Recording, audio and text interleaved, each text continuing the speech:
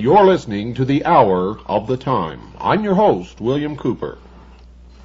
Ladies and gentlemen, I'm proud to have as my special guest today William Morgan, who is one of the members of the Citizens Agency for Joint Intelligence and has been for some time.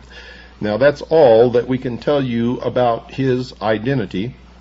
You will hear from him his own story, what he's been doing, how he's been doing it, what kind of information he has collected for our organization, for the citizens of this country and of the world. And we're going to talk about, well, I guess you just have to call it undercover operation. This man has been undercover for the Citizens Agency for Joint Intelligence, and I remember several episodes of the show before, sometime during the series that we call the Mystery Schools, which we've done, I believe, 19 hours of broadcasting covering that subject. I told you that we had infiltrated the lodge, the Mystery Schools, Mystery Babylon. In fact, we have not only infiltrated it once, but many times in this country and in lodges around the world. So the information that we're giving you on the Mystery Schools is not conjecture. It does not come from a bunch of people sitting around making up information. It comes from the books printed by the Mystery Schools themselves. It comes from our members who are actually in the lodge, and we double check everything that they bring to us. Please welcome to the Hour of the Time, William Morgan. Thank you, Bill. You can call me Will, and I really appreciate that gracious and honorable introduction. Well, we're certainly appreciative of everything that you've done. Tell us, Will, how long have you been associated with the Mystery School? For over 2 years now. I became a Mason in June of 1991. And what happened? I mean, how did you ever even know about Freemasonry? At first, before I was exposed to your information, I was under the impression, as most people are, that they were a philanthropic organization dealing mostly with charity or possibly even in some way associated with unions. And as most CAGI members have come to know, that is entirely not the case. Did you have friends who were Freemasons? Yes, I worked with somebody who was a Freemason, and I've come to find out that that is usually the most common way that a person is exposed to the craft as they call it. So they call it the craft amongst themselves. This is not something that the public is normally aware. What does the craft mean? What does that term mean? Well, they consider themselves craftsmen because they're building something. And there have been many organizations throughout history with the incredible similarities to the present modern cult of Freemasonry that have called themselves builders, common scenes. They've associated with themselves always with the erection of a structure or the building of something that people just do not understand. We've come to understand that what they are erecting is the New World Order, and they've been working on it for thousands and thousands of years. That's correct. Now, did your friend or friends try to proselytize you or talk you into joining the lodge? No, not at all. I must admit I did go to them, and I was not entirely aware of the nature of their organization or of what was in store for me when I became a member, or a brother, as they call it. Now, if you had not joined CAGI, would you still be sort of in the dark about the true meaning of Freemasonry? Or do the members really learn the truth about the organization during their period of time there? Had I not joined CAGI, I would be as empty-headed and as trusting as sheeple as most of the Freemasons in America and across the world are today. They are not taught what the craft is about. They do not question authority at all. They, as a rule, and from my personal experience and observation, they obey the rules without question and to the letter.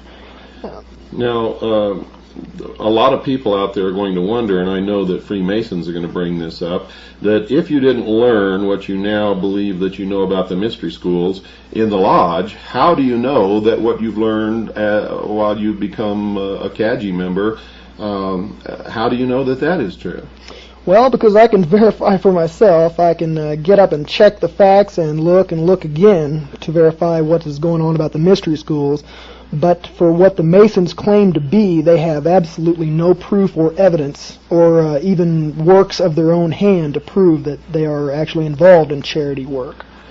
Now, when you began to study, you were studying actually from two sources. You were studying the mystery religion in the lodge, actually, and you were studying what you were learning from the Citizens Agency from Joint Intelligence and trying to rectify the two or bring the two together and make it fit. When did you finally decide that what you were learning in the lodge was really a deception? The absolute clincher for me, what absolutely decided for me beyond a shadow of a doubt, and yes, I had my suspicions since I'd very first become a member. You don't take blood oaths kneeling before an altar, swearing yourself to secrecy for all time without without the group that you're becoming a member of being suspect. But you did take these blood oaths. Yes, sir. I took all of them, and there were many. And so by the time you reached the degree level that you are at now, you've taken approximately how many oaths? I don't even recollect. I know that there were over 24 oaths before you can even become a Master Mason in a Blue Lodge of Freemasonry, which is a bit like primary school for Freemasons. The Blue Lodge is where they are brought in as new members from off the street, and most men who are involved in Masonry for their lifetimes consider the Blue Lodge to be the heart and soul of Masonry, because that is where it all begins and that is where it all grows from. But isn't it true that many Masons never advance beyond the third degree and remain in the Blue Lodge forever? That is absolutely true.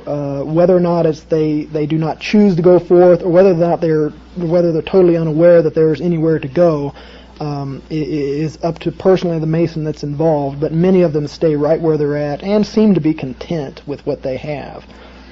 So these Master Masons who claim that they know everything about Freemasonry and that they've been a Master Mason for 20 years, do they really know anything? They know absolutely nothing. They have been completely deceived from the very first day they entered the lodge. They have been lied to regularly about the nature of the craft, the work of the craft, and the charity of the craft.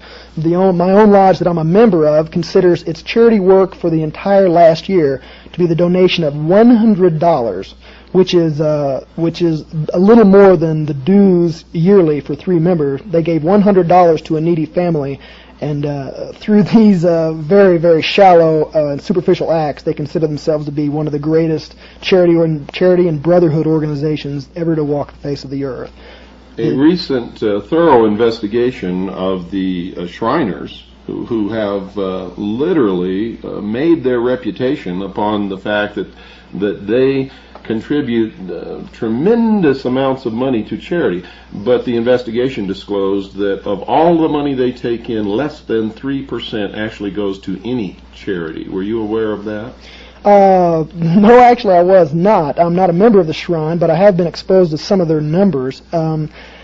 I was hoping that it would at least be a little bit higher than that, because that says bad things about the Masons who are members of the Shrine. And as most people know, the Shrine is probably one of the largest quote-unquote charity organizations that there is. And one of the richest. But most of the money seems to go back into the lodge or to the members or to the retirement funds or to the payment of the lodge officers. And this is something else people don't realize, that the lodge officers are paid and they have a retirement fund set aside for them. Is that true? Yes, that is true. Now, this doesn't apply directly to all officers of the lodge. I myself am an officer of the lodge that I was indoctrinated into, duly elected member. They operate in that kind of manner with elected officials that serve 1-year terms. But there is an exception to this rule, and that is the secretary and the treasurer.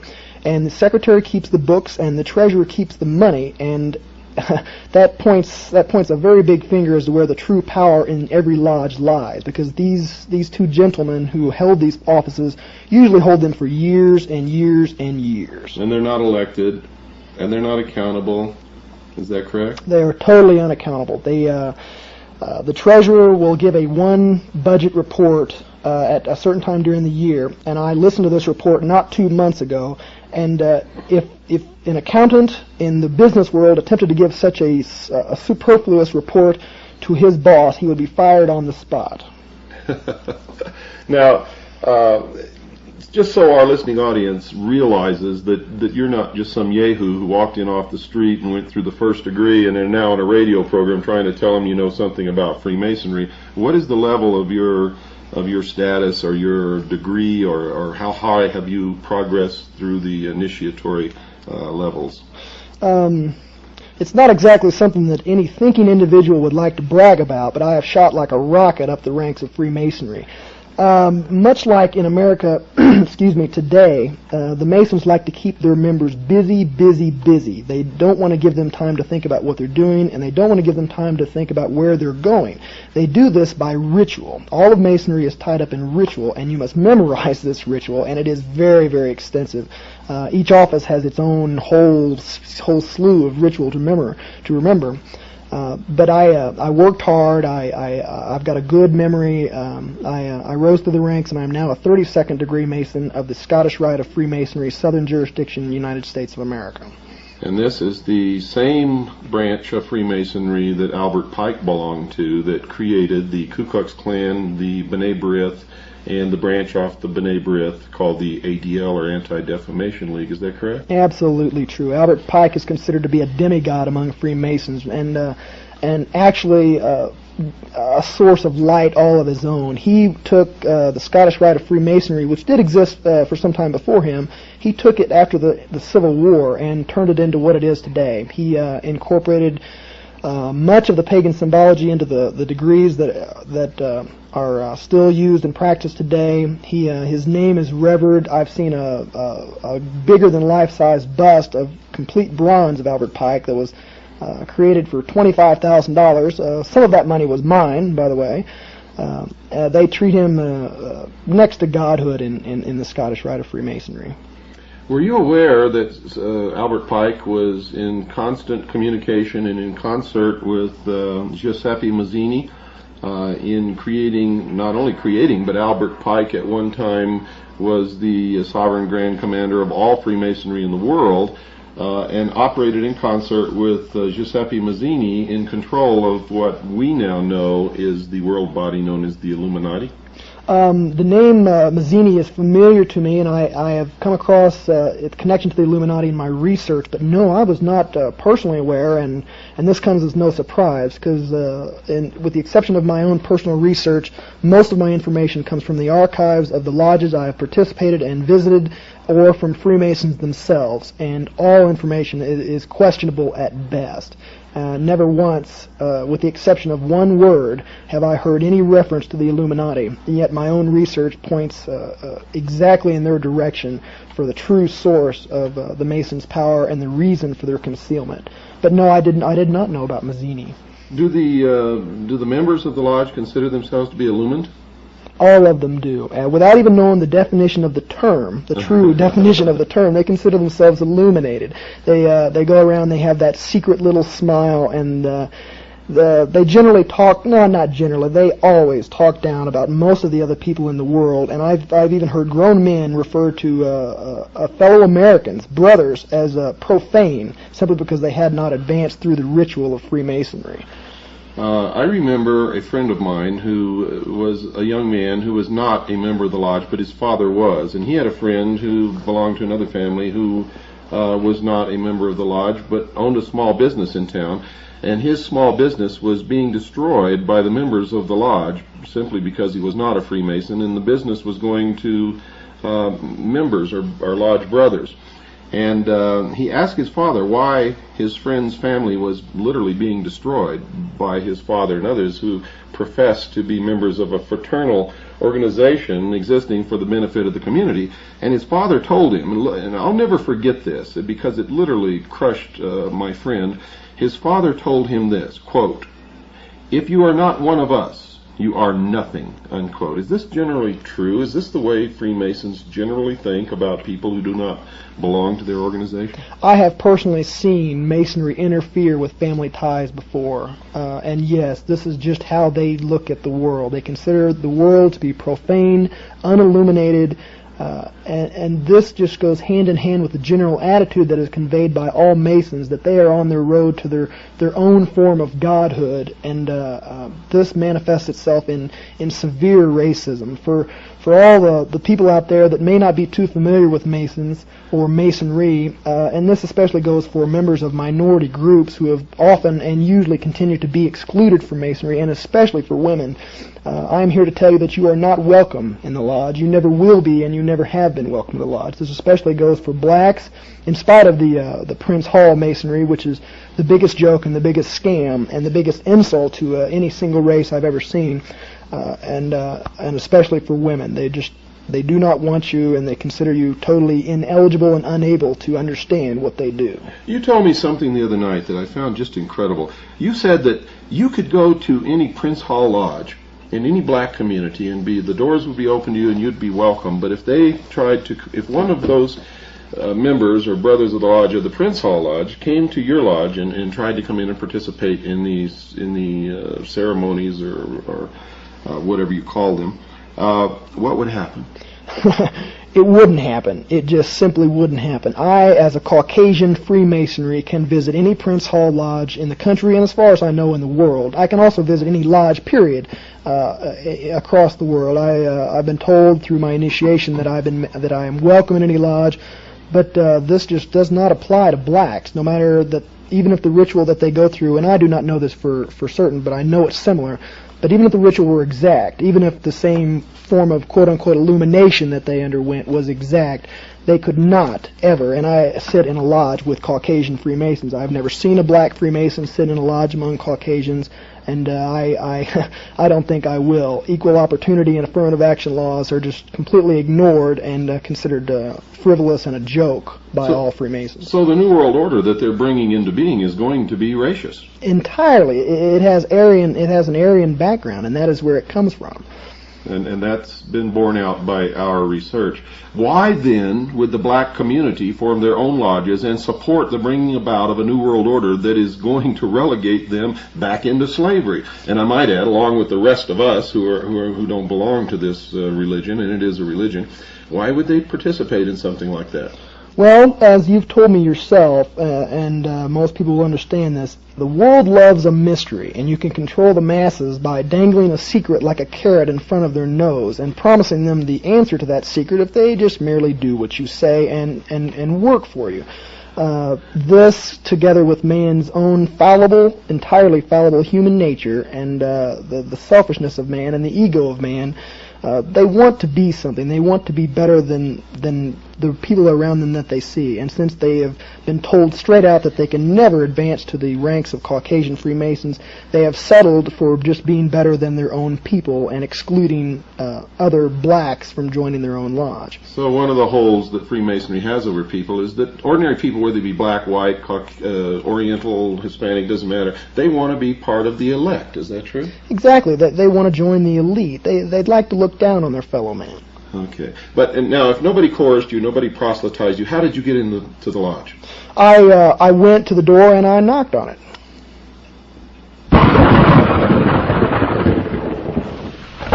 It's time for our break, folks. Don't go away. I'll be right back after this very short pause. Hello, folks. This is William Cooper once again for Swiss America Trading, our sponsor. You know, if it wasn't for Swiss America Trading, you wouldn't be listening to this program right now. In fact, nobody would. We wouldn't be on the air. We wouldn't even have known about this station. You see, we're not radio people. We're information junkies. We have the largest intelligence gathering operation under civilian control in the world. We don't tell anybody what to do. We don't hold any meetings. We don't march around with guns. We don't care if anybody has guns or not. We just collect information and disseminate it to people, put the puzzle together to try to wake up the sheeple of the world so that we can save the Constitution of the United States, the Bill of Rights, and freedom for all peoples all over the world. That is our function. The people of Swiss America Trading are just like us. They care about this country. They care about freedom. They want to survive what's coming. Now, if we all wake up, nothing bad ever has to happen to anybody. But look around, folks. What do you see out there? I'll tell you what I see. I see a great herd of sheeple marching to the slaughter. And on the way there, they always get sheared, don't they? Well, you know, if you'd called Swiss America Trading in order to find a way to protect your assets against what's coming, that will mostly be brought about by the abdication, ignorance, irresponsibility, and stupidity of this great herd of sheeple, if you had called Swiss America Trading when they first began to sponsor us, and it wasn't very long ago, folks, believe me. In fact, just in the last 3 weeks, whoever has made an investment in gold through Swiss America Trading has already realized an 11% profit in 3 weeks. The people who made some other investments with Swiss American Trading have realized a 30% profit since they began sponsoring this program. What's happening in the world today confirms my predictions that I have given you. And remember, I was accurate to the month of when this recession would start. I told you that it would advance into a depression, which we are in now, and that by the third quarter of 1993 we would be in serious trouble. No world leader has emerged in Bill Clinton. The financial markets of the world are shaky. The international banking community is scared. And to prove that, we're making this broadcast, we're recording it actually on the 12th of May, folks. And the Bundesbank has just lowered the interest rates once again. All-time lows. Nobody has ever seen anything like this before. It is a vote of no confidence. Why? Well, if you were to translate it into bonds, you could say there was a Bush bond that would have realized 0% interest, a Quayle bond, which would have had no maturity, and a Clinton bond, which has no principles. So, folks, do it now. Call 1-800-289-2646. You've all asked me over and over again how to save your assets. The time to act is now. Call 1-800-289-2646. That's 1-800-289-2646. Tell them that you listen to the Hour of the Time. Mention my name, William Cooper, and they will send you a free newsletter. It doesn't cost you a penny. Chock full of information that you need to know. Call now. Don't delay. Call now, folks. Don't wait until it's too late. Call 1-800-289-2646. That's 1-800-289-2646. In protecting yourself, you're helping to save this program, The Hour of the Time, freedom for the world, and hopefully we can all march into the future with a good future for our children and grandchildren. If we don't all wake up, that's not going to happen. And if you don't call Swiss America Trading, you're not going to be able to protect your assets. So do it now. 1-800-289-2646. And you'll be glad that you did. We're back in the studio, folks, with William Morgan, a CAGI member who has infiltrated the lodge. Now, this man is no dummy. You have to understand, within 2 years, he has risen from entered apprentice to 32nd degree Freemason of the Scottish Rite of the Southern Jurisdiction. Now, that's quite a distinction within the lodge, isn't it?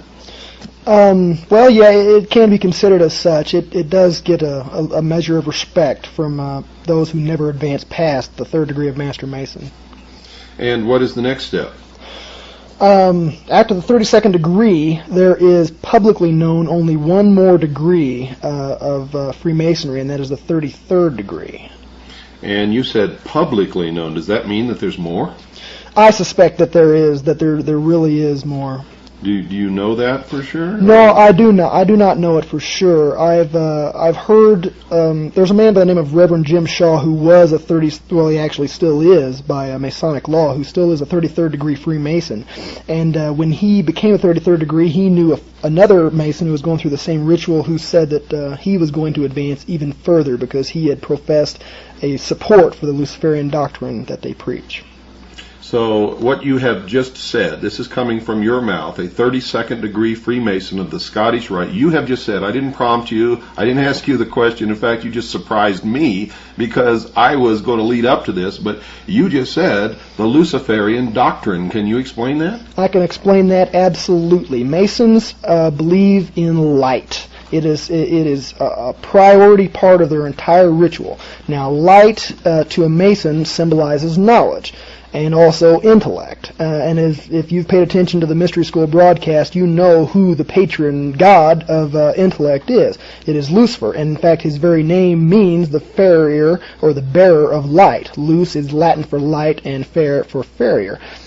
This is the true God of Freemasonry, and this is also, to my great shame, the God that I knelt at the altar before and swore my blood oaths to. But when you did this, were you aware that you were swearing your blood oaths to Lucifer and not to the God of the Christian Bible? Absolutely not. Everything about Masonry says and publicly says that their God is the same God as any God, the God of Hindus, the God of Arab, the God of Christians.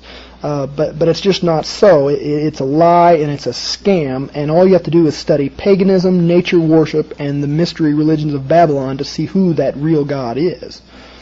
So you have done this study on your own, and you've checked out the publications and the doctrines and the symbology within your own lodge, and you've arrived at the conclusion that the God of Freemasonry is who? The God of Freemasonry is Lucifer, who is actually Satan, cast from heaven for one specific reason, and that is because he, like many other Masons, sought to attain godhood in his own time. And isn't that really the goal of Freemasonry, is by their works they will become God? Exactly. It is a matter of works. Salvation has nothing to do with it. There is no repentance of sin, and in their minds mankind was never separated from God, but is able to be an equal to or superior to God. Now, mind you, folks, I sincerely believe in the Constitution of the United States of America. This is not a religious program, irregardless of what you may think you are hearing. And I'm not making judgment on any of this whatsoever. I believe that anyone has the right, under our Constitution, to worship at any altar that they wish to worship at. I do not agree with this Luciferian doctrine. I do not worship at that altar. The only thing that bothers me in the performance of their religion is that they are attempting to control and manipulate the rest of us into a one-world totalitarian socialist government with a one-world religion that we will all have to bow down to, with Lucifer or Satan as the head of that religion, actually incarnated in a human body. They intend to install Lucifer upon the throne of the world. Have you found any credence for this? I found great credence for this, and the best place to go to confirm this is just pick up the book Morals and Dogma by Albert Pike. He himself will state, number one, that Masonry is a religion, and number two, that Lucifer is involved. That is all I needed to confirm my suspicions, and it should be all that is needed to confirm the suspicions of all the other Masons that are out there wandering in darkness, thinking that they are living in illumination. So most Freemasons, do they really believe that Freemasonry is a Christian organization? No, they really don't. They may themselves be Christians, and most in America are, but it is a strict rule and law of the lodge written into their own constitutions that no discussions or debates concerning religion or politics ever be brought into the lodge. They do not want your Christianity broadcast. They do not want it mentioned at all. In fact, I have a personal friend of mine who is a police officer in the lodge of which I'm a member, And when he was asked in whom he put his trust, he said the Lord Jesus Christ. And from that day forward, even though he's a law enforcement officer and vitally important to the New World Order, he has been ostracized, and he has been left out of many of the activities that got me to where I am in the craft today. And I do not think that he will be even allowed to progress any farther because of that. In fact, I think you told me the other night that that was the first time that you had ever heard the name of Jesus Christ mentioned in that lodge ever.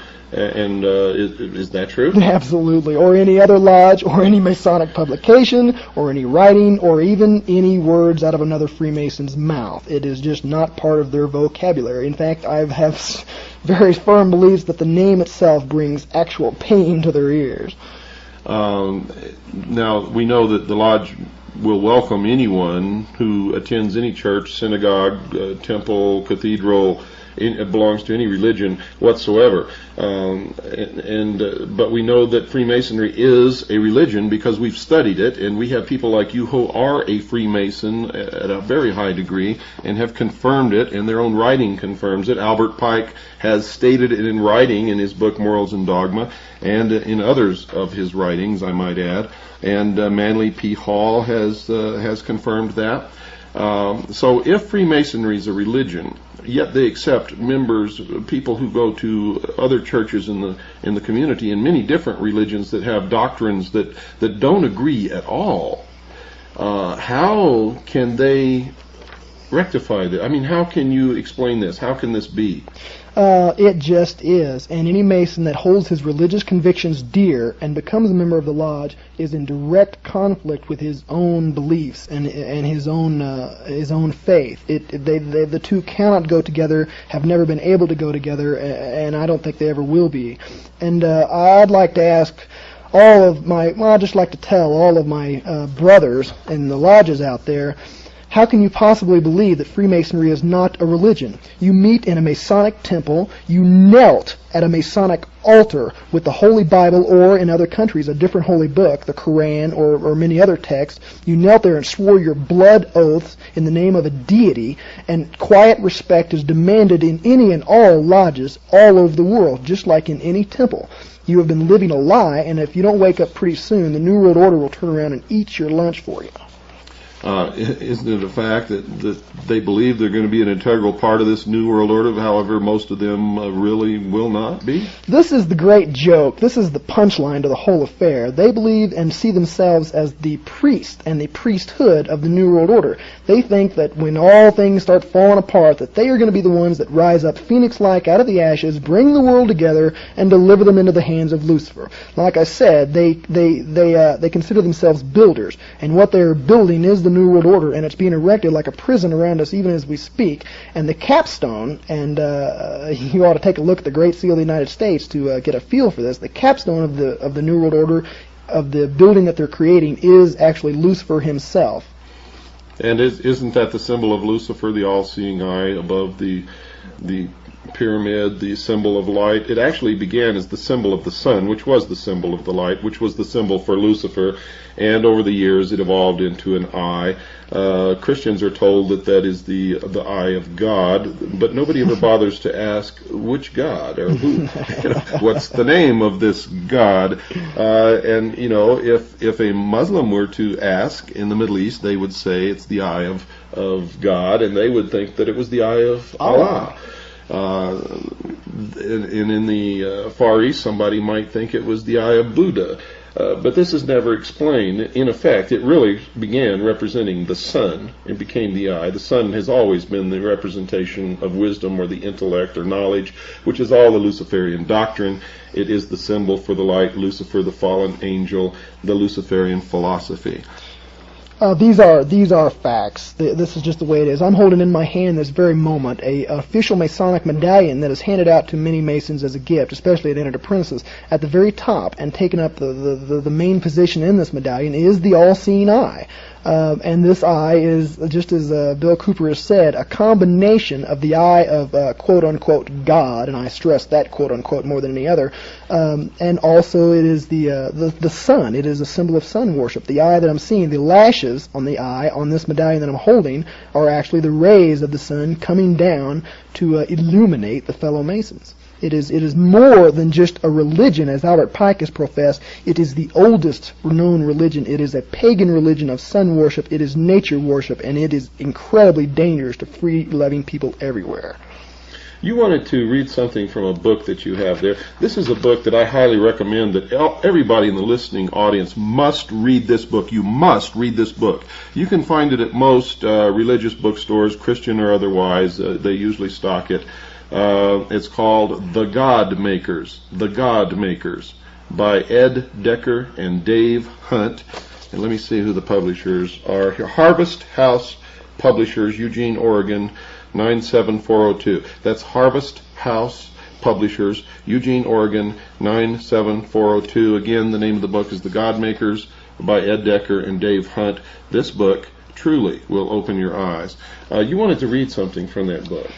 Yes, sir. I was reading this last night, and it just stopped me in my tracks. I'm at page 60 of The God Makers, and the chapter entitled The Mormon Dilemma. And this book is about the Mormons, and once you begin reading it, you'll see through the mystery schools just how close Freemasonry and Mormonism actually is. The subtitle of this part is called The Pagan Connection Again. I'll read it quickly. As C.S. Lewis and a number of other experts have concluded, there are only two religions in the world, Christianity and Hinduism, or paganism.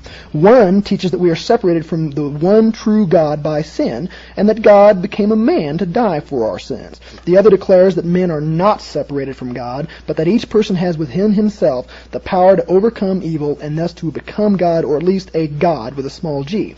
Hinduism, or paganism, embraces and absorbs everything except biblical Christianity, which is its only genuine rival. Although it uses Christian language to disguise its paganism, just as many Masonic lodges do, Mormonism is less Christian than it is Hindu.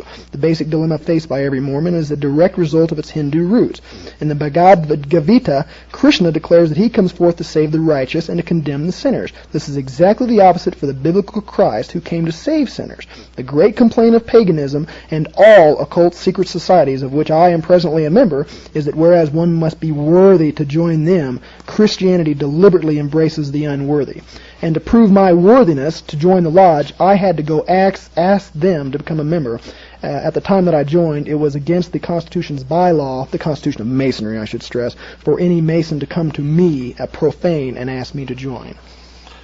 And in effect, actually, isn't the Mormon Church just another branch of the old mystery religion of Babylon? It can be nothing else. They have 3 degrees. They have ritual that they adhere to. They are sworn to secrecy with blood oaths inside of a temple. They have a structural hierarchy that is in the structure of a pyramid, and all those that are initiated into this temple ritual seek nothing else but to climb the pyramid. The reward, the carrot that is dangled in front of their nose to keep them working hard, is that they will experience and attain godhood for themselves. And many of the rituals that are practiced in the temple are the exact same rituals that are practiced in the Masonic temple. I cannot personally confirm this, but the research that I am involved in at this time supports this, and also the research of experts who are far better and far more along in their work than I am totally supports this claim, and you should verify it for yourself. Absolutely. You know the warning that we always give on this show: don't believe anything that you hear on this show or any other show or from the President or Dan Rather or anyone until you check it out yourself.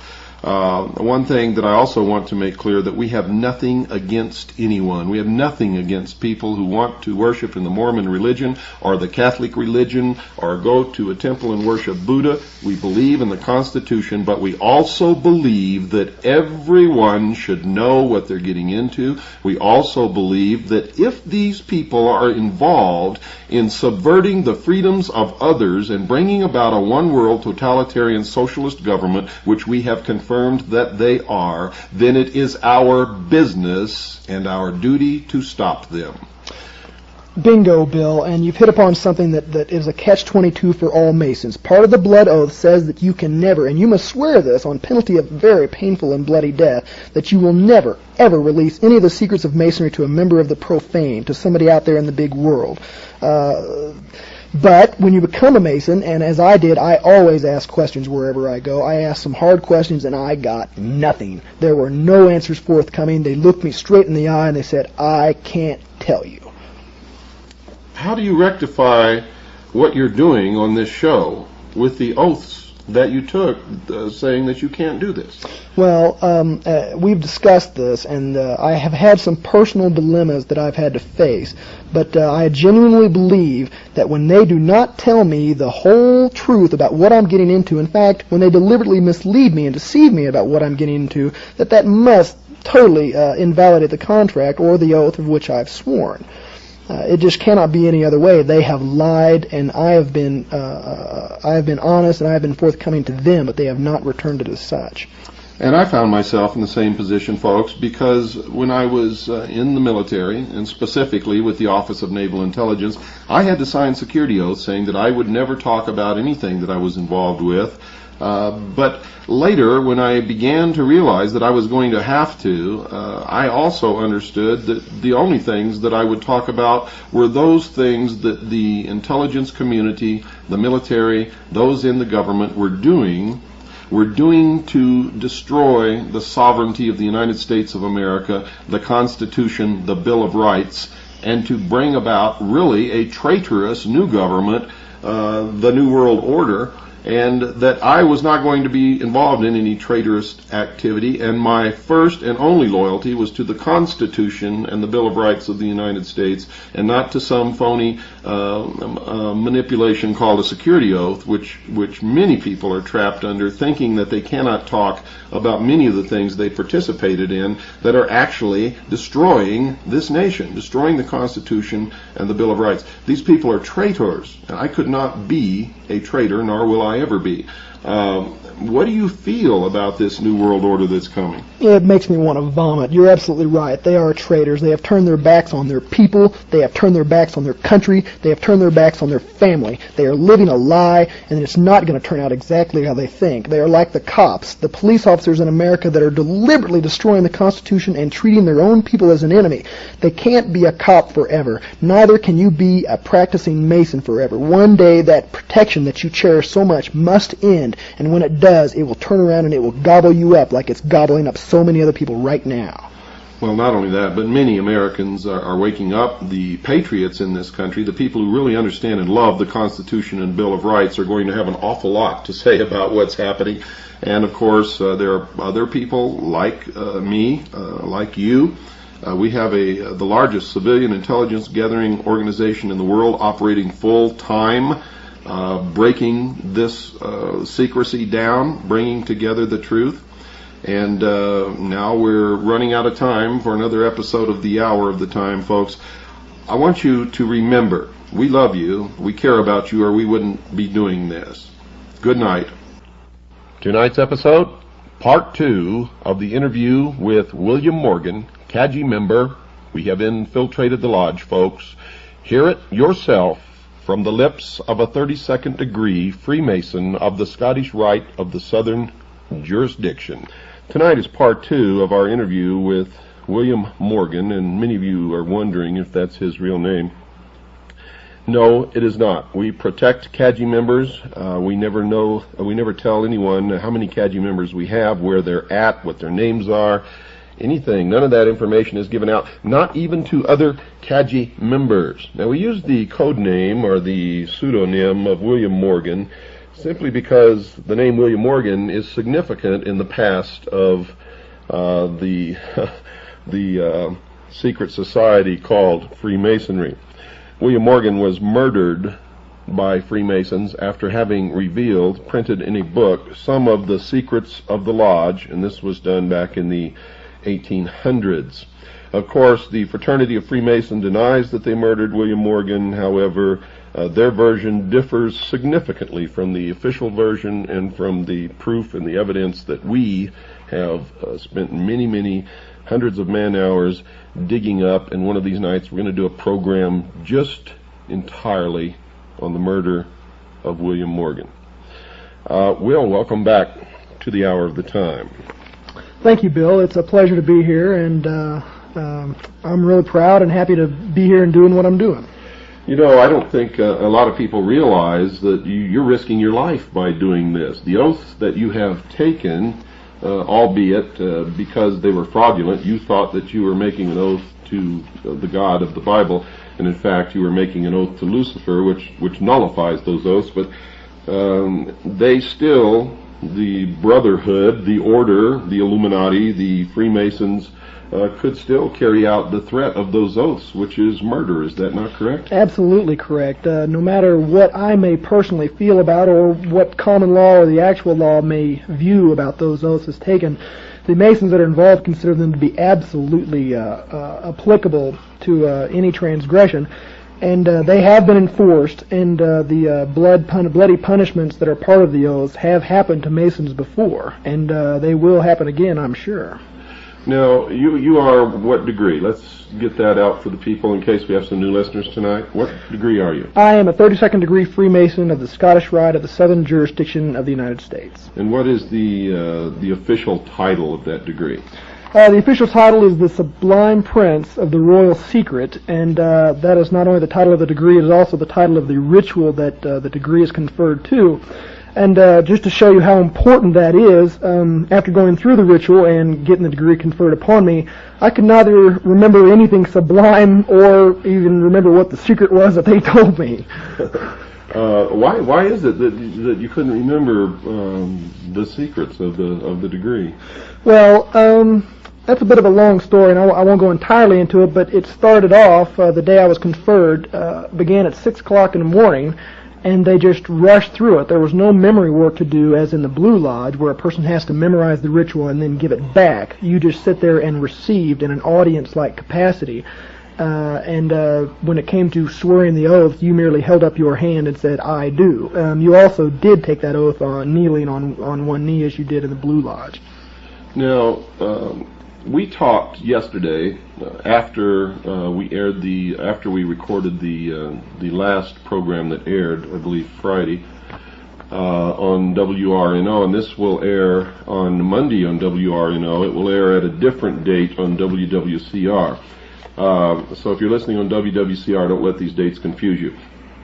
But we talked, and I asked you specifically if there was a part of Freemasonry where you raised your arm to the square, and what was your reply? Yes, there is a part where you raise your arm to the square. The first time I remember doing that action was in the 2nd degree when it was conferred upon me. You raise your right hand as if you were swearing in.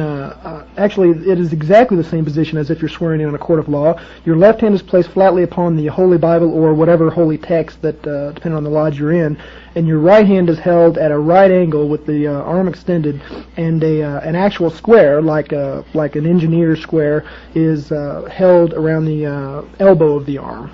You're swearing in a square within a square, so to speak, as the ritual says.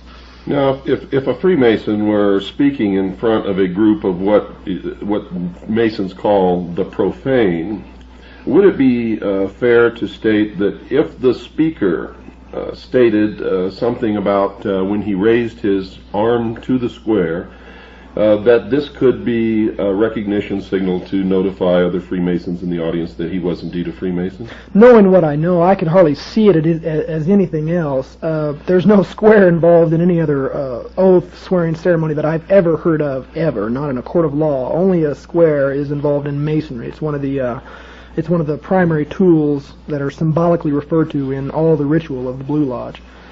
Now, many of you have heard this statement made by someone that you all listen to, and I want you to make that connection for yourselves. If you can't make that connection for yourself, then there's no need to telling you any more about it anyway. Let's get into some of the ceremonies. How does this start? It begins in the Blue Lodge with the 1st degree of entered apprentice, and it goes up, and you've actually traversed 32 degrees of initiation. Are there side roads off of this?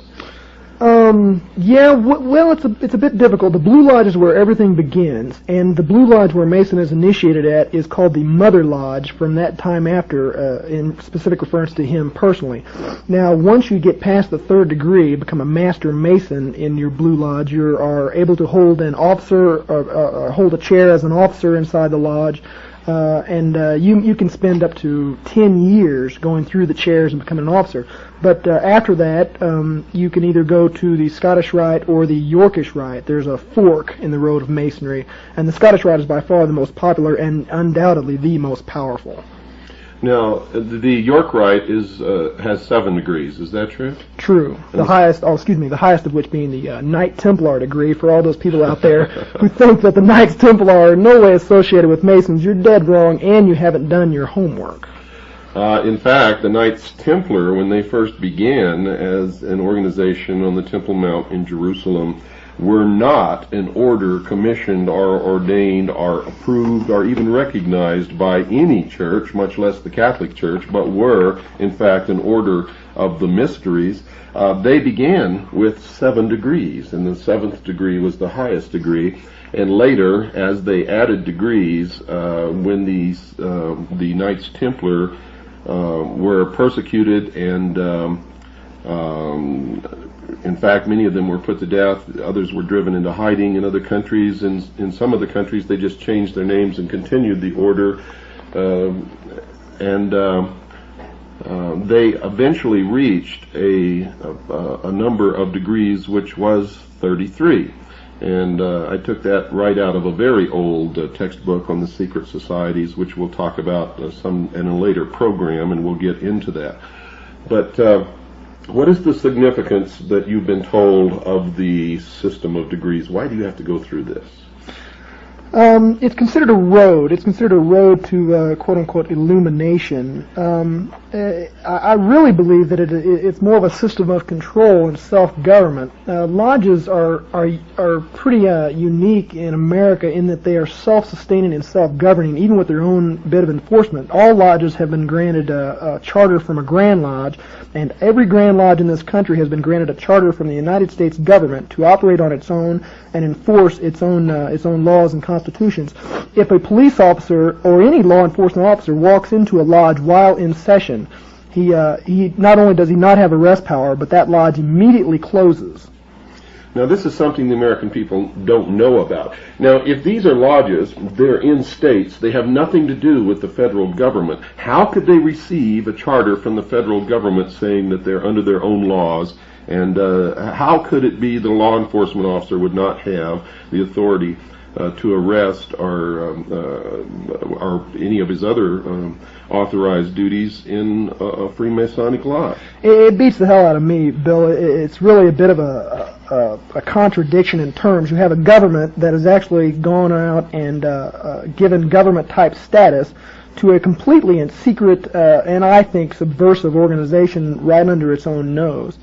The similar thing can be seen in the Mormon Church and in other secret societies that are not nearly so famous as Freemasonry itself. The government has, by granting this charter, I believe, undermined its own stability as a functioning organization. Well, tell us about this charter again. Tell us again what you said before. I don't want anyone to miss this because it's very important. It shows how a secret government can be formed. It tells that these members of these secret societies literally have diplomatic immunity and can get away with whatever they want to get away with. Not only that, but they have their members sitting in the most powerful posts both within society on local levels and local cities, local counties and state governments, in the higher echelons of the military, and they permeate all the positions of control within the bureaucracy of the federal government.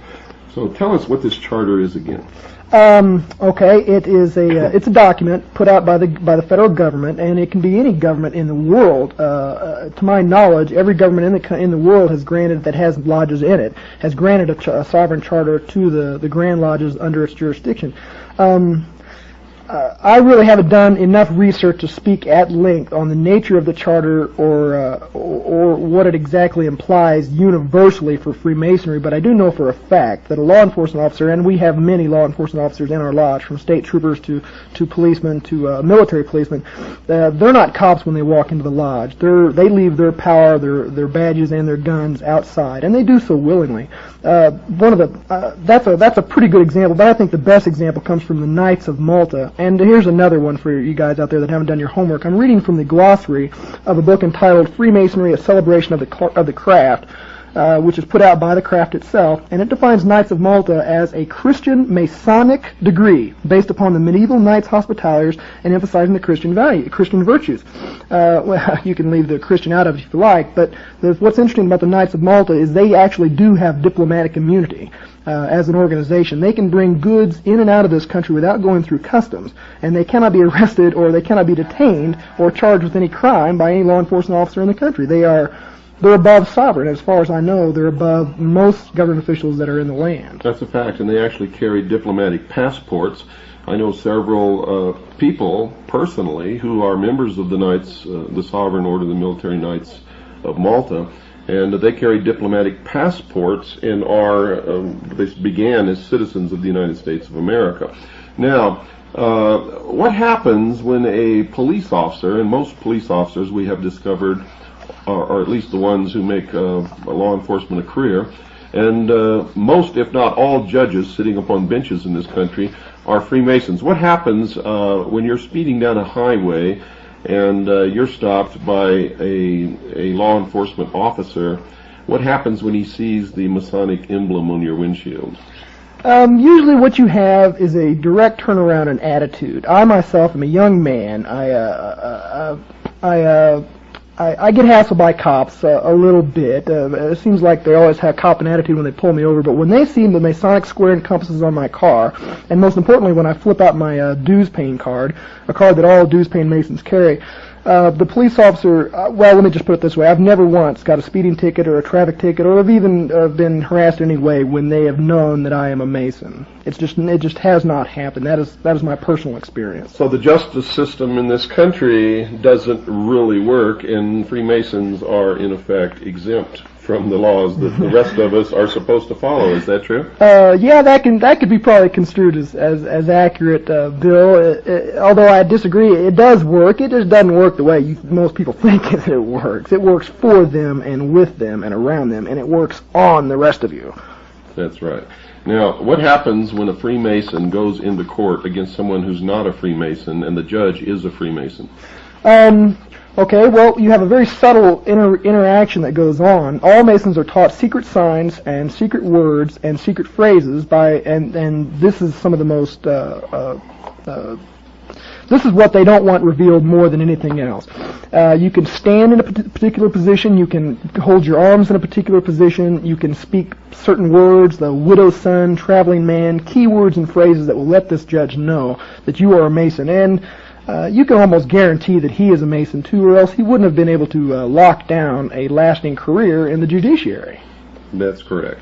And that would explain why some people just don't seem to ever get prosecuted for anything, and others who may commit the same crime or a much lesser offense seem to be inordinately punished, given such a heavy burden of punishment, while others who have done the same thing receive either nothing or a pat on the wrist. Well, brothers look out for each other. It's just the way the system works. It's a buddy system. It's a you scratch my back, I scratch yours.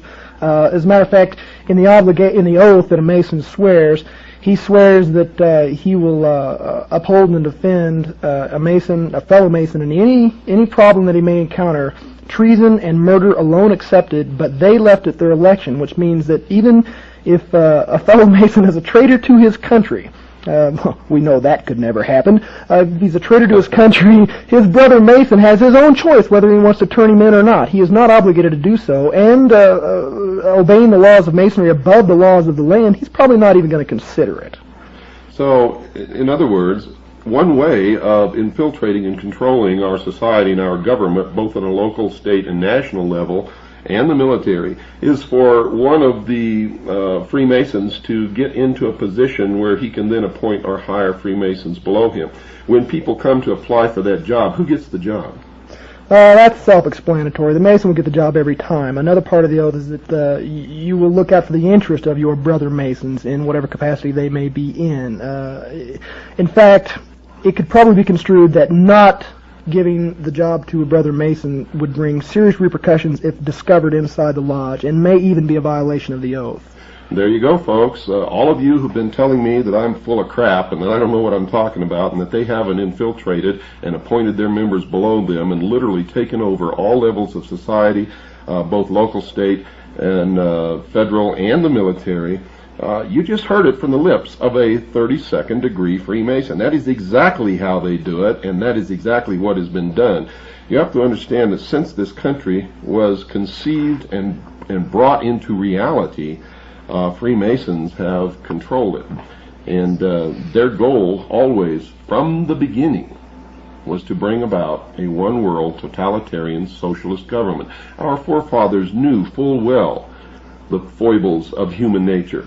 And this country was described in their own words as the great experiment. And the experiment, folks, was to find out if we truly could be responsible, could rule ourselves, would not give in to the foibles of human nature and give our country and our individual freedoms and rights away.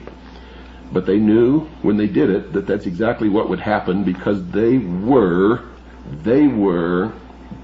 probably the best at understanding human nature of anyone that I've ever read. And I've read all of their writings and letters and works and the Federalist Papers and everything else that they've done. And they knew full well that this people would give away what they built.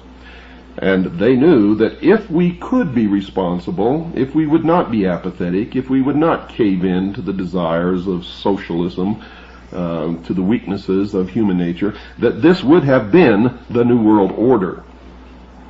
We have failed, not them. They gave us every chance, folks. So don't get mad at our forefathers.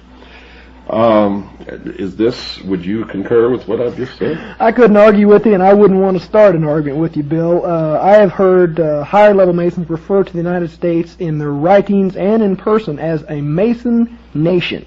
It is erected by them. If you look at the signers of the Declaration of Independence, if you look at the forefathers, you'll see who was involved at the very beginning of this thing. And I'm not saying that all our forefathers are bad or evil. They certainly are not. They created the greatest nation ever known to man. But some of them were Illuminati, and there's no denying that. The course that they set us upon was in the end self-defeating for us. Okay, folks, don't go away. We've got to take our break. I'll be right back with William Morgan after this very short pause. Hello, folks. This is William Cooper once again for Swiss America Trading. You know, as a Creedence Clearwater Revival, before you accuse me, you better look at yourself.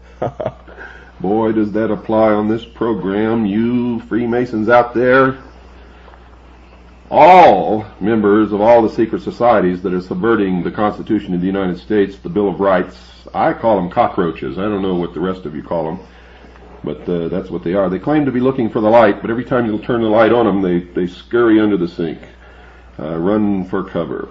It occurs to me that I need to tell you folks out there something. This young man who's on this program is a member of the Citizens Agency for Joint Intelligence, and there are literally hundreds of brave men and women all over this country and the world who are gathering information, bringing the truth out into the open. We are all working for freedom. It is the largest and most successful civilian intelligence gathering organization in the world. And our goal is freedom, to preserve freedom in this country, the United States, preserve the Constitution and the Bill of Rights, because it's the last bastion, the last wall between us and freedom, and try to institute freedom in all of the rest of the world. That's our only purpose, our only purpose. We are in support of freedom for all peoples everywhere. This young man on this show has risked his life to tell you what he's telling you tonight, and if his identity were ever to be discovered, he could be murdered by the secret societies that he is revealing. He is one of my heroes. Most of the people in Kaji who are helping us to do this, most of them working in intense secret, in dangerous situations. We have people who have infiltrated satanic organizations and are feeding us the information on their rituals and who they are and what they're all about. And the instant that they were to be discovered, they would be murdered.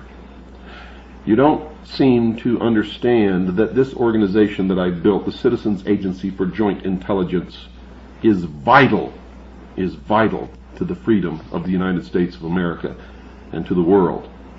The governmental intelligence agencies are in the control of the secret societies and are not working on our behalf and never have been, folks. I hope you understand that. Let's go back to Will. You've got something in front of you, and I believe it's a list of Freemasons throughout history that people would recognize their names, and if they don't readily recognize their names, they could go to any reference book and find these names and their biographies in any library. Would you like to tell our listening audience who some of these people are? Yeah, there's some really names that you'll really recognize here. But before I do, let me thank you, Bill Cooper, for reminding me that my brothers might murder me just for telling the truth. Here's one: Colonel Buzz Aldrin, Simon Bolivar, Omar Bradley, Edmund Burke, Richard Byrd, Kit Carson, Walter Chrysler, Buffalo Bill Cody, Ty Cobb, Winston Churchill. The list just goes on and on. And Gordon Cooper, Edwin Drake, Jack Dempsey, Cecil B. DeMille. You know, you mentioned Winston Churchill, and one of the things that the listening audience does not know is that not only Winston Churchill was a Freemason, but so was Harry Truman, and so was Mr. Stalin. So when they had their meeting at Yalta, here was three 33rd degree Freemasons deciding the fate of the world. And for all of you who couldn't figure out why they made the decisions that they made at Yalta that so screwed up the world, now you know. Please continue, Will. Thanks, Bill. Yeah, they should have just held that Yalta meeting in a lodge and been a bit open about it. Okay, here's some more for us. Duke Ellington, Henry Ford, Benjamin Franklin, Clark Gable, John Glenn, Gillette, Richard Gatlin, inventor of the Gatling gun, Samuel Gompers, Prince Hall, Manly Palmer. Joseph Guillotine, who invented the guillotine. We'll be seeing more of that later.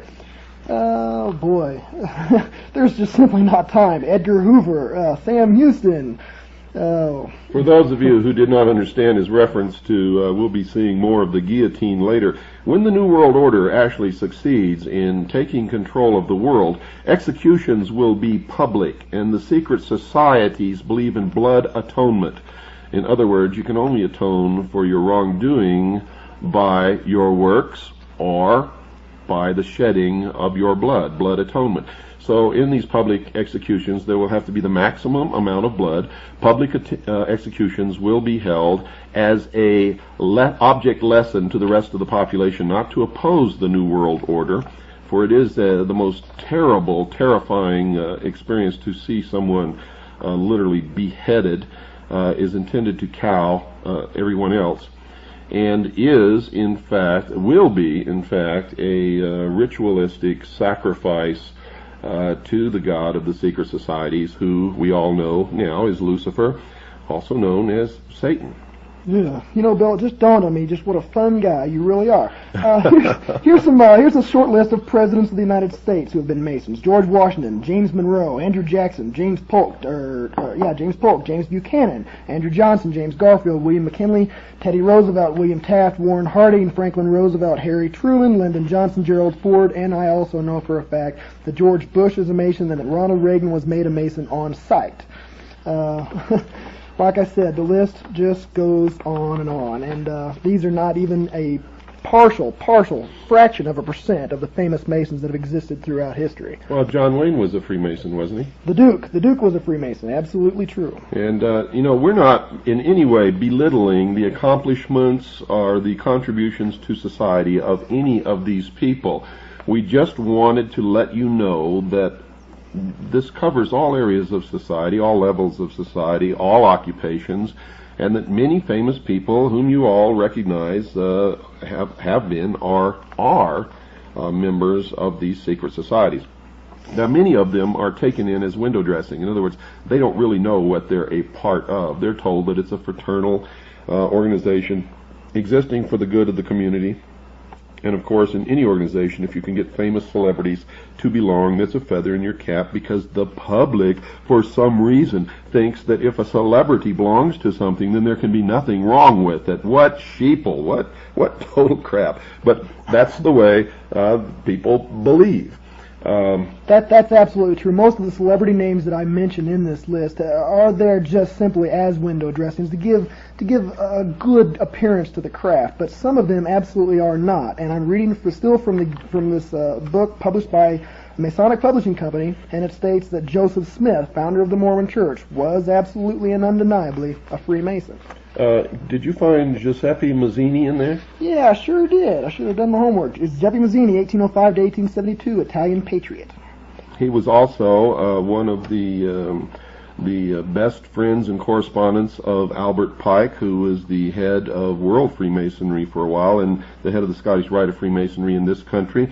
He established, with others, the Ku Klux Klan, the branch of Freemasonry known as B'nai B'rith, which the ADL operates out of. And the ADL, folks, for those of you who don't know it, are under intense investigation now for spying upon agencies and departments of the United States government and police departments, and actually stealing records and passing them on to the secret societies and to the State of Israel. So you'd really better wake up out there, and don't give me this stuff that it's the Jews, that it's the blacks, that it's this, it's that. It's not. It's not. Ordinary people like you and me, I don't care what their skin color is, I don't care what their religion is, are just like you and me, and all they want to do is live in peace. There are elements and organizations and people belonging to all the different ethnic groups, all of the different religions, all of the different organizations, corporations, governments, anything that you want to name belong to these secret societies. The Jews have been used as scapegoats throughout history. The Freemasonic organization and the secret societies in general are racist. They believe that the races, the white Caucasian races in Europe, Germany, England, are the superior race, are the real Israelites. They are the ones who have orchestrated and brought about the state of Israel. They are the ones who maintain the force of Zionism active in the world. The Mormon Church is a great part of this. If you just get down and dirty on this, you'll find that what I'm telling you is absolutely true. And one of their main weapons that they use against us is to divide us against each other, so that while we're running around stabbing each other in the back, they are putting the chains on all of us. And when are you people going to realize that and understand it? All during the Cold War, there were no Russian families sitting around their table plotting on how to do away with Americans, and there weren't any American families doing that either. All of us were concerned with our children, with putting food on the table, with educating our children, with trying to build some kind of a good life. That's all that ordinary people care about. It doesn't matter what race they belong to, what religion they belong to. Bravo, Bill. If there's a lesson that the listeners can go home with, it is that. Stop this racist divisionism, come together and see the enemy for who it is. Like I said on the last program, you cannot enjoy the protection of the secret societies forever. With a little bit of homework, you can find out who financed Hitler in World War II. And anybody that knows history knows that as soon as Hitler got to where he was at in power, who did he initiate a pogrom against? It wasn't just Jews. He got rid of all the Freemasons who were the window dressing in Germany and in Austria, who put him where he was at and protected his interests. He zapped them. He nuked them. They were gone. They joined the Jews and the Gypsies in the concentration camps, and they were never heard from again. And to this day, many German Freemasons wear a small flower on their lapel in remembrance of that tragic event. You cannot enjoy that protection forever. You are doomed to fail if you depend on these people for your life. That's correct. And remember, the primary method that they use is this. Conflict creates change. They create the conflict that they know will bring about the solution that they want. They get it to appear as if the people are screaming for the solution, and then they give it to them, something that the people would never have accepted in the first place. But remember, conflict creates change. They believe in the Hegelian principle of conflict resolution. You have a thesis, an antithesis, and the clash of these two creates the solution to the problem which they've been aiming for all along. Now, you also have to understand that controlled conflict creates desired results or change.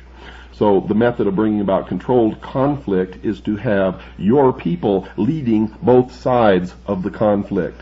So when you talk about Republican or Democrat, forget it. At the highest level, they're both the same. When you talk about populist versus communist or whatever it is, forget it. At the highest level, they all belong to the same organization.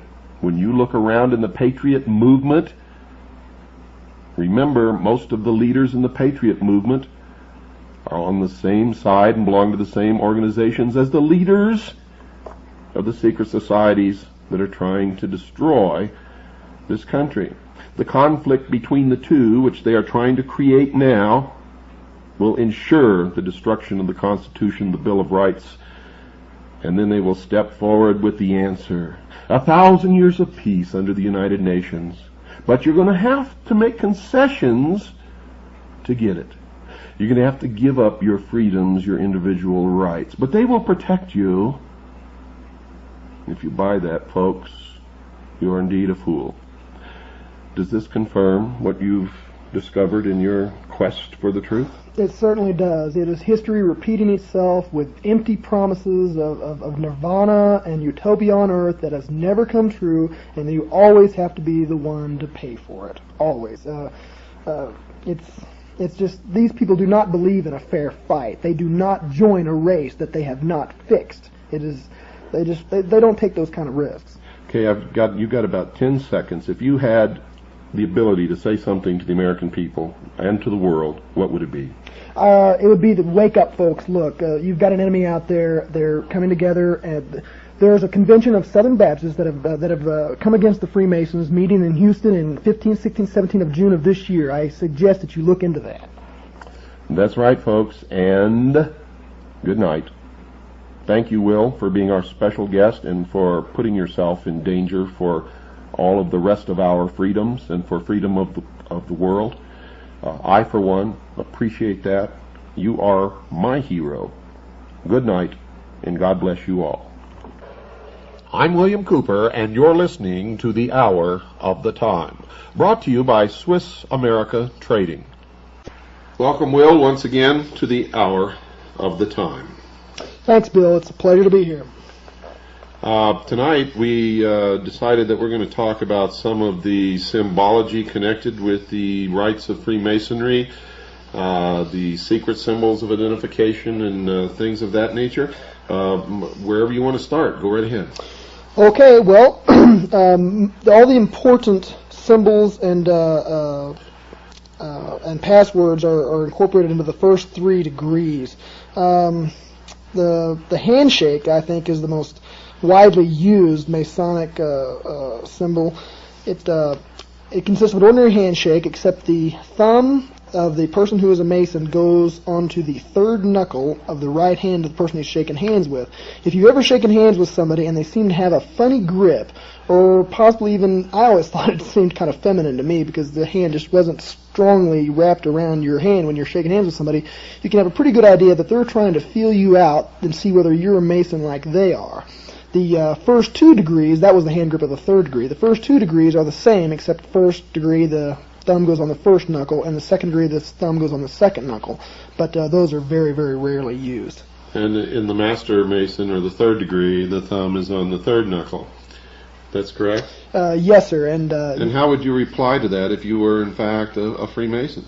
You do the exact same. It becomes a combined grip, and your thumb is on his 3rd knuckle, and his thumb will be on your 3rd knuckle, and you can't miss it if somebody tries to slip you this handshake. So it's not really a true handshake in the sense of the word that most people have learned to shake hands. You don't have a full grip of the other person's hand, but rather you just have a sort of a loose grip on their fingers, and your thumb is either on the first, second, or third knuckle, and you're sort of digging with that thumb to try to get a reaction to see if the other person is indeed a Freemason, and at what level. That's true. That's true. And if they do not respond as such, the person will withdraw his hand quickly. But if he's not sure, he'll seem to kind of extend his grip just a little bit to kind of give you a chance to return the sign. They call it a sign. Now, besides the handshake, what other signs or signals are used to identify one Freemason to another? The most subtle one, and the one that you often have to look out for in public places, is how a man stands. The position of his feet will be a dead giveaway. Most people stand in just a leisurely position with their feet pointing outward just slightly. But a Freemason will stand with his feet in an exact square at a right angle, heel to heel. This is the step they call the step of a Master Mason. The step of an entered apprentice, a first-degree Mason, is where the feet form a sort of T with the heel going to the cup of the other foot, and the second degree is an inverse of the third degree with another square being formed. So, if you see someone standing in a room with their two heels joined together and their feet forming a perfect right angle or a 90-degree angle, you can pretty much bet that that's such an unnatural stance that is a dead giveaway that person is a Master Mason. Unnatural and uncomfortable, I might add, to anybody who's stood. You're forced to stand like this when you become initiated. And also when you return the ritual, you have to do memory work and memorize the ritual and then give it back before you are raised to the sublime degree of a Master Mason. It's a dead giveaway because nobody stands like that naturally. It's just not a comfortable position to stand. And why would someone stand like that? Would they do that in a room full of strangers to let other Freemasons who might be in the room know that it's okay to come and have some kind of a fellowship with them because they're a Freemason? I myself have stood just like that for that very purpose. Because it's just noticeable. It's a way of broadcasting who you are and talking to the rest of the world without the rest of the world being able to interpret what exactly you are saying. In other words, if you're not a Mason, you might look over and say, boy, that guy's kind of a nut. Look at the way he's standing. Whereas a Freemason would say, that's a brother of the craft. I'm going to go and to meet this fellow. Absolutely, that's generally the way it works.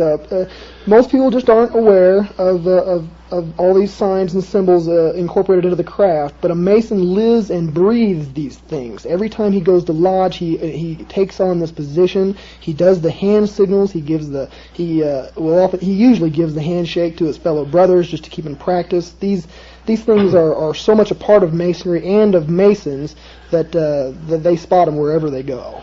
Okay, so we know the handshake, we know the heel-to-heel in the right angle. We talked in the last broadcast about I raise my hand to the square or I raise my arm to the square. And what are some of the others? Well, the others are the hand signals, and these are also used in every single lodge meeting. And these are, to Masons, these are what are most easily and most commonly used to communicate between Masons their identity. Of the first degree, the hand signal is you take your left hand, palm upward, and put it near your waist, and then your right hand palm downward, just above your left hand, forming a bit of a cube, and you hold your hands like such, and that's the symbol, the hand signal of the first degree. Now the penal sign, as they call it, is taking the right hand and drawing it in a slashing motion across the neck, and this refers to the penalty of the first degree, which is having your throat slit from ear to ear. Now, if this were truly a benevolent fraternal organization, why in the world would they have an oath and a penal sign to tell other members that they could have their throats slit? And there are many others, depending upon what degree and what oath we're talking about.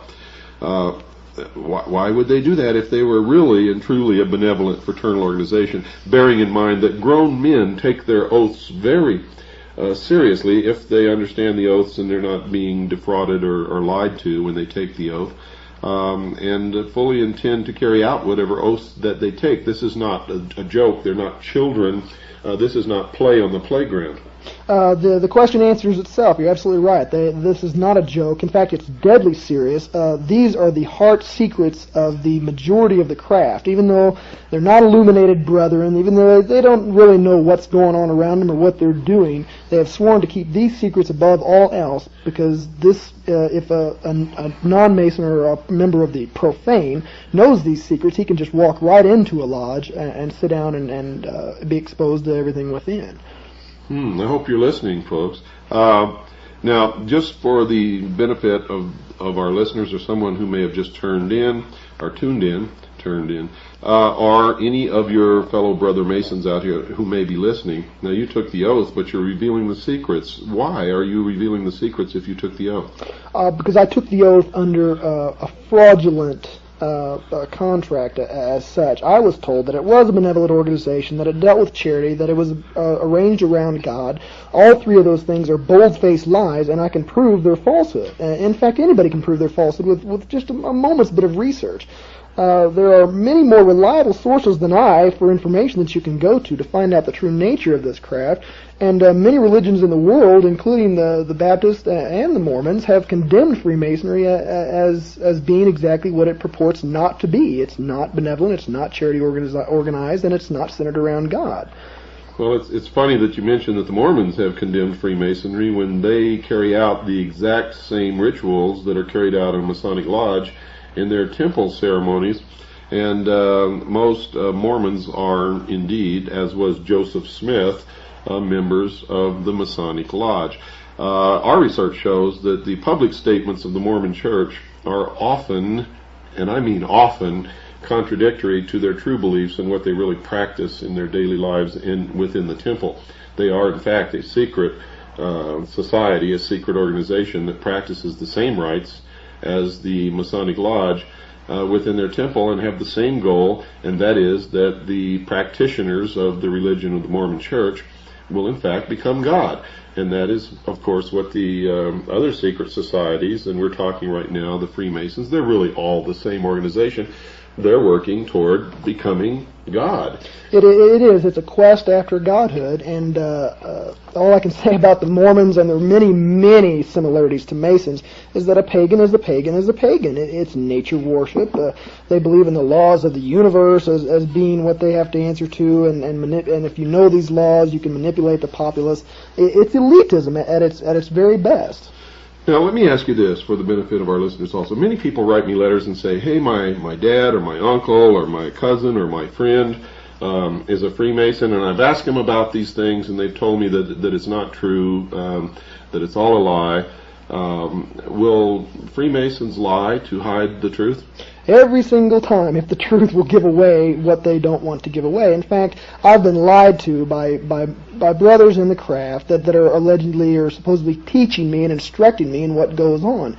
If they told the truth, it would scare away their members, and it would end up in universal condemnation of what they're doing. No reasonable and moral person could possibly subject themselves to such bloody oaths and to such total secrecy. Not only that, but the oaths themselves, they're sworn to secrecy. So if you were to ask them to tell you the secrets or the truth about the practices, the rituals, the true religion of the Masonic Lodge, they are sworn not to tell you. So therefore they would have to lie.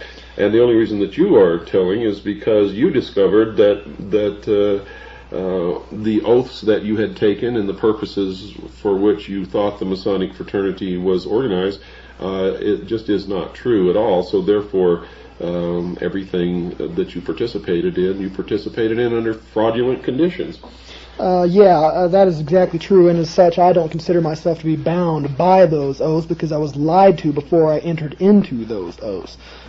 This is common law. This is the law of many lands. It also makes perfect common sense that both parties have to know what is going on in all terms of the contract before they can be held accountable for their deeds within that contract. That's correct.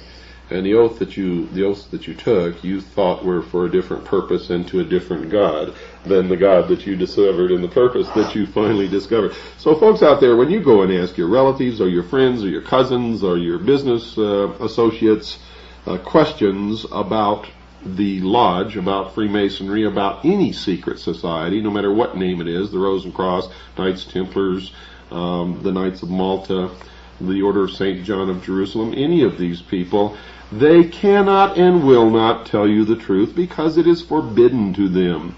And in fact, if they do, they could find themselves suffering the consequences of the very oaths they took not to reveal these secrets. Now, what are some of the other signs that we have not discussed? Okay, I covered the first degree. The second degree we've also partially covered. The sign of the second degree is to hold your right arm extended outward with the elbow at a right angle and the hand facing up, palm forward. And the penal sign of that is to draw your right hand across your chest from left to right in a claw-like motion, which refers to the penalty of the second degree, which is to have your breast torn open and your heart and vitals taken thence, and given as to the birds of the air and beasts of the field. That's an exact quote from the ritual, by the way. And the third degree consists of both hands palm down, extended outward at the waist, and then to draw the hand across the waist from left to right, which refers to have your body torn in twain, which is the penalty of revealing the secrets of the third degree, is to have your body torn in twain and the parts carried north and south. That is again a direct quote from the ritual. So the first one is the recognition signal, and the second is what you call the penal sign. Yes, that's true. And are there other signs and signals connected with Freemasonry? There are many others. There is a recognition signal and a penal sign for every single degree in Freemasonry, and I have been through the 32nd degree and have experienced all these recognition signals and penal signs. But all the signs after the third degree are not nearly as important as the first three. And the reason for this is because Masons in general are just not invited to know all the secrets of the order. It is not uncommon to know a Mason, as you've stated before, who never ever advances beyond the third degree. And I should state now that a Mason who is in the third degree, he can be the master of his lodge, the worshipful master, they call it, of his lodge, which is a bit like an elected office, a bit like president, that lasts for 1 year. Not all Masons are in the Scottish Rite or the Shrine or the Yorkish Rite, but all Masons do know the signs of the first 3 degrees and the penal signs. And in fact, most Masons are really only guilty of joining an organization they know nothing about and for giving it protection and favor and helping it along, but they really don't know what it's all about, do they? True. They don't. They're as ignorant as I was. And if they're out there listening, I'd like to say that you can follow the exact same path I have followed. Now that you know the truth about the craft, whether you believe me or not, you should go out and verify for yourself. And once you do verify for yourself, you are no longer bound by those oaths either. They are fraudulent, and they're ridiculous and unreasonable and brutal in many ways. Not only that, but once you do know about it, you are no longer innocent, but you are, if you don't do something about it, or leave the lodge, or do as this young gentleman is doing, help us to relieve ourselves from the yoke of these secret societies who are planning on stripping us of our freedoms and our rights. If you don't, then you are a fellow conspirator and are just as guilty as those who have always known. And you better understand that, because I'm telling you right now, patriots in this country are getting fed up. And the purpose of this show is to prevent bloodshed. We want to wake people up and do something about this while we can, legally and lawfully, because folks, there will come a day when people will not take it anymore, and they will take weapons in hand. Unfortunately, we can see it coming. Anybody with half a brain can look around and talk to people and see that day is going to come, because nothing's getting better, it's only getting worse. And we don't want that to happen. That's why we're doing this. That's why I've dedicated my life, and that's why I've suffered so much in my life to try to wake people up, is to prevent that kind of thing. And they are dead set upon seeing their dream come true, aren't they, Will? They have dedicated their lives, their labors, and indeed their entire faith to this. And you have not exaggerated or overrated the problem at all. This is dangerous, people. These men mean business. The Scottish Rite themselves have taken a public stance totally in support of public education by the government. Now, all you need to do is look at how screwed up your schools are, and then turn around and look how screwed up your kids are, and you've got a big, rich organization out there with incredible political power and widespread influence that is supporting this current failed system. This is just one isolated example. If you are not part of the solution, and you have even been just a teeny bit exposed to the truth, then you are part of the problem. That's correct. And we know that public education, conducted and supervised and organized and funded by the government, is one of the planks of the Communist Manifesto, written by Karl Marx and Friedrich Engels. Now, why would Americans ever support such a thing? The strength of our educational system before it began to self-destruct was that it was always handled, funded, and governed, and maintained, and approved, and everything else on a local level. In other words, the school system in my town might be different from the school system in someone else's town 100 miles away, but it would be controlled, governed, decided, textbooks would be chosen, everything on a local level. Our schools did not begin to self-destruct until the state got into the school system, and then the federal government began to poke into it.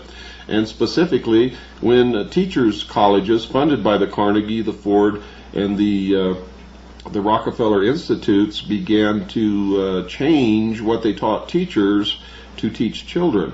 And when that happened, when it became an organized, funded, dictated to type thing, then it began to fall apart. And the less control on the local level, the less our children are educated. You've hit the nail right on the head. As you've stated in your own book, Behold a Pale Horse, the true enemy is not communism, but Illuminism.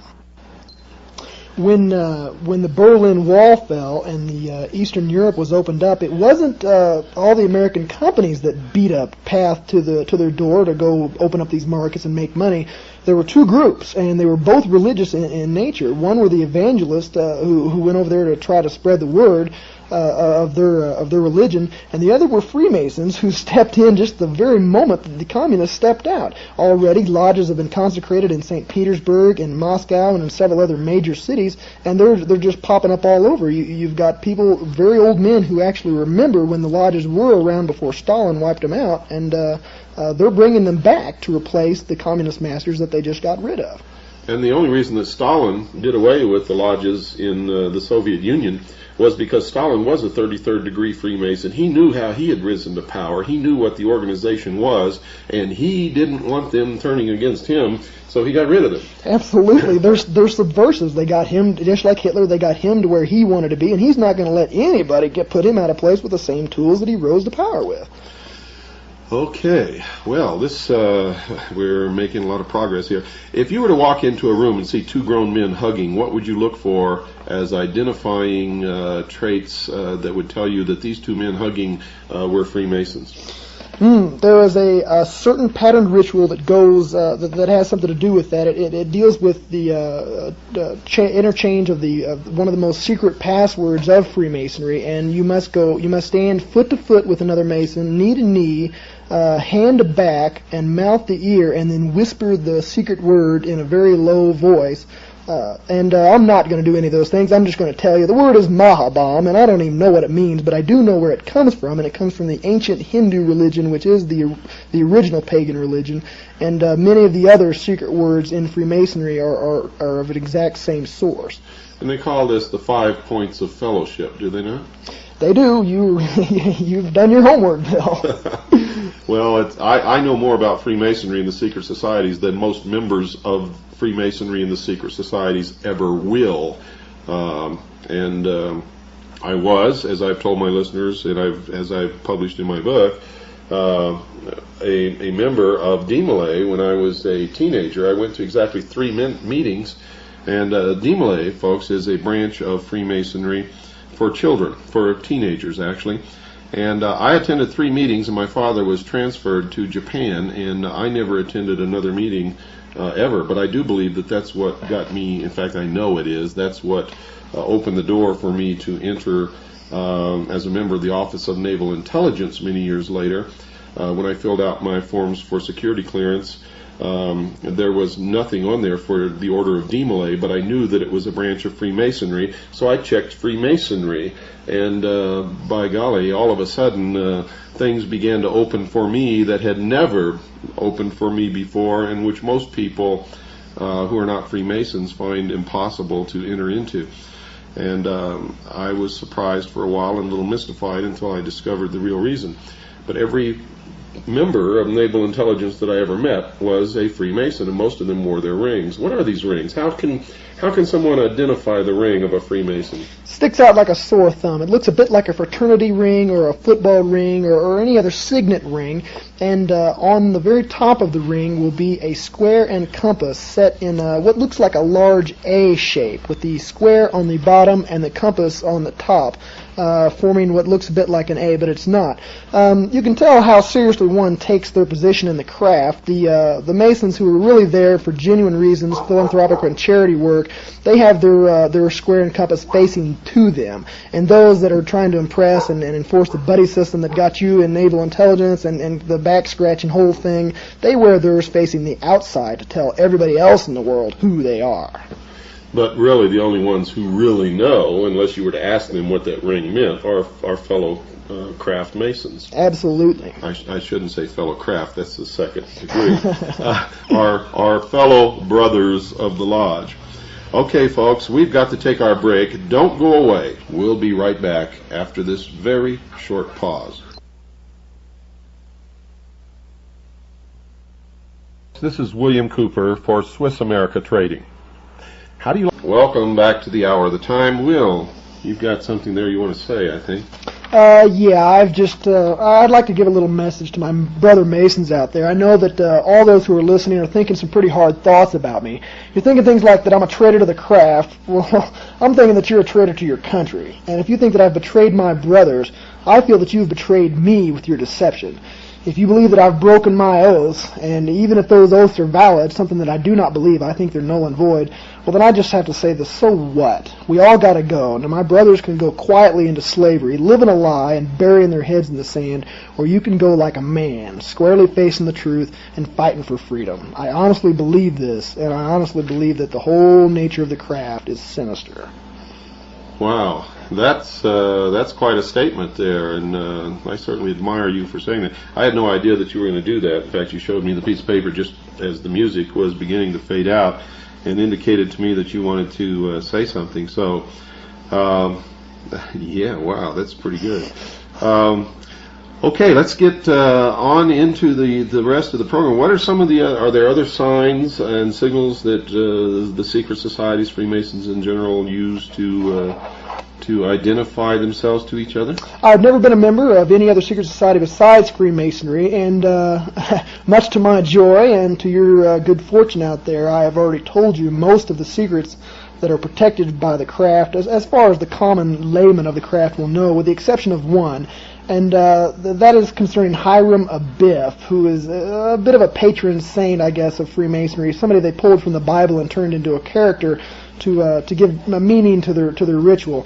When two Masons come together, one of the easiest ways that they'll come to know each other without having to shake hands, hug in the middle of the street, or do little foot dances or whatever kind of nonsense that they're doing out there, they'll just come up and say, well, hi, Hiram, how you doing? Or, hello, Mr. Abiff. Or if you want to catch a Mason on the phone, you just tell them that H. Abiff is calling, and believe me, you'll get service right away. Well, that's good to know. We can certainly use information like that.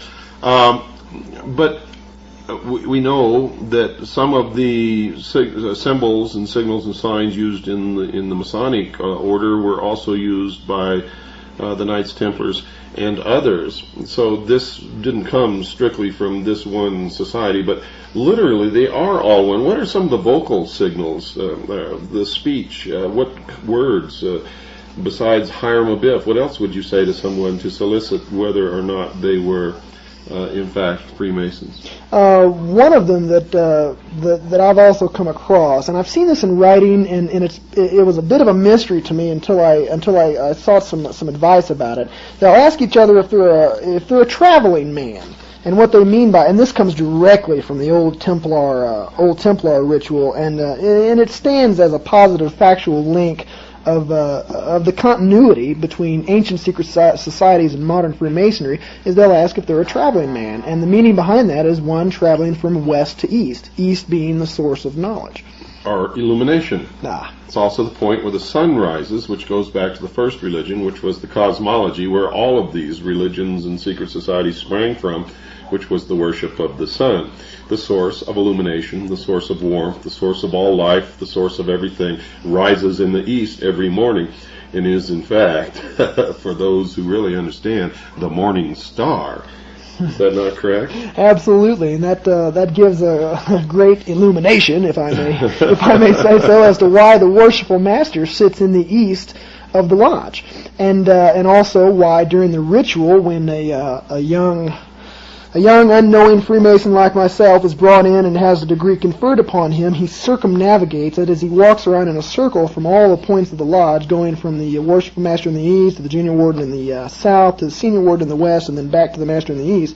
He is traveling as the earth travels around the sun in a circle of worship, and it might even be a direct reference to Solomon's circle. And if you've told me yourself, Bill, about the traveling man, that too has been used by communists, hasn't it? Yes, in fact, anybody who knows anything about the Internationale, or the secret society known as the International, the Internationale, the Communist Party, the International Socialists, Socialism, if you studied them, the same passwords are used by them. All of these organizations are one. Socialism stems from the mystery schools. That's where it comes from.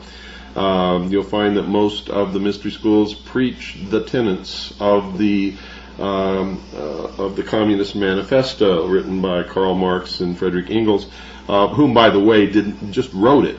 They were the hacks who fronted for it. They did not make it up. It came out of ancient documents and an ancient philosophy.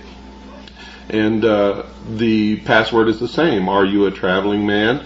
And that's how communists identified themselves to each other from cell to cell and country to country, and kept their business secret. And I got that straight out of the files of the Federal Bureau of Investigation in their investigations of the International, the Communist Party, International Socialism. They're all the same. Freemasonry, the Knights of Malta, the Rosencross, they're all the same organization, folks.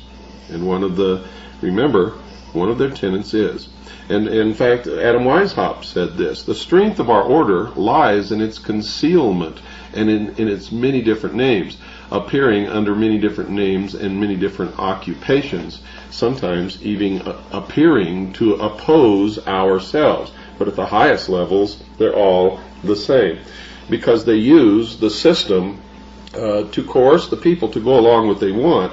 If they want to change something in a certain direction, they'll look at the population, the society, the problems that exist, and they will intentionally foment a problem in order to get the people to cry for an answer to that problem, which will be the direction that they want to take that society into.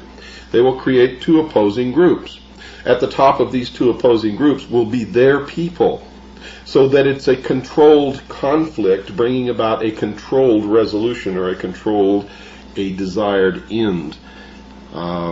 You guys better wake up to this. I'm telling you, you better wake up to it. You better pay attention to what you're hearing here. You better realize that this young man sitting next to me is a hero. He's risking his life to bring you this information, as are many other people operating out of the public eye. You may never, ever in your life know who they are. They're working to save your freedoms for you. And sometimes I have to sit back and watch it. Why are we all doing this? Why am I doing this? Why is he doing this? Why are all these people doing this when most of you out there sit back and do nothing? I have people write me letters and say, I don't want to be in your mailing list because somebody might get your mailing list and they might know who I am.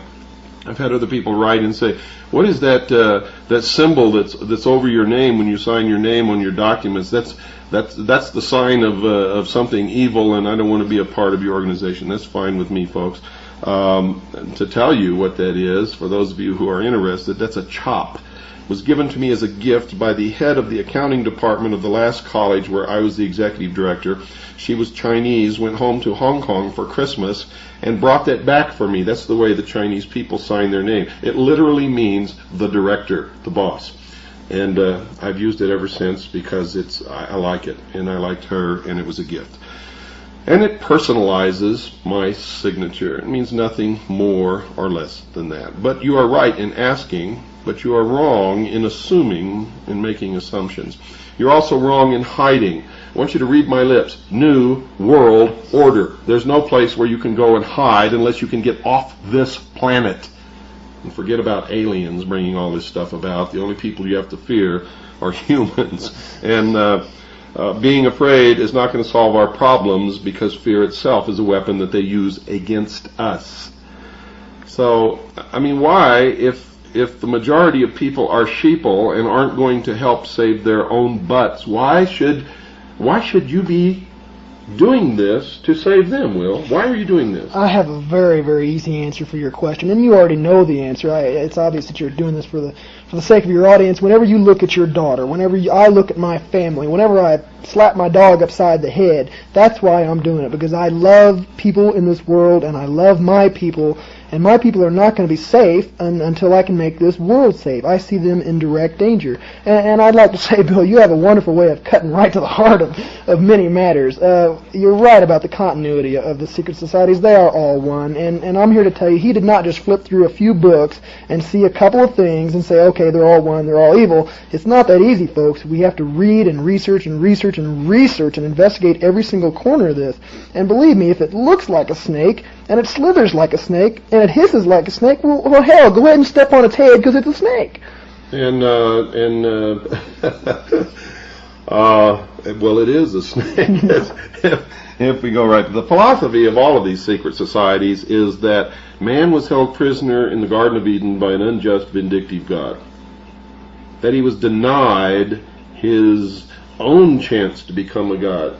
And that Lucifer, through his agent Satan, set man free with the gift of intellect, the gift of knowledge.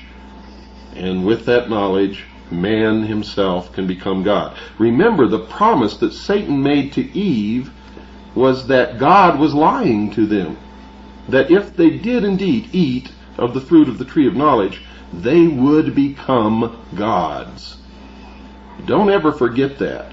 Those who say they are God, those who say they're going to become God, the members of the secret societies, the Mormon Church, others who profess this belief, are practicing the Luciferian philosophy. They have deserted the real true God, and they are following the fallen angel of light, Lucifer, Satan, who is not a God at all.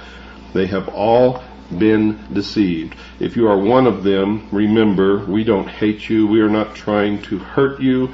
If you want to continue to practice your religion, that is okay with me and any true person who is an American and who believes in the Constitution. It is only when you practice your religion with the aim of taking away my freedoms and forcing me to practice your religion under a new world totalitarian socialist government which you intend to bring about that it becomes not only my business but my duty to stop you.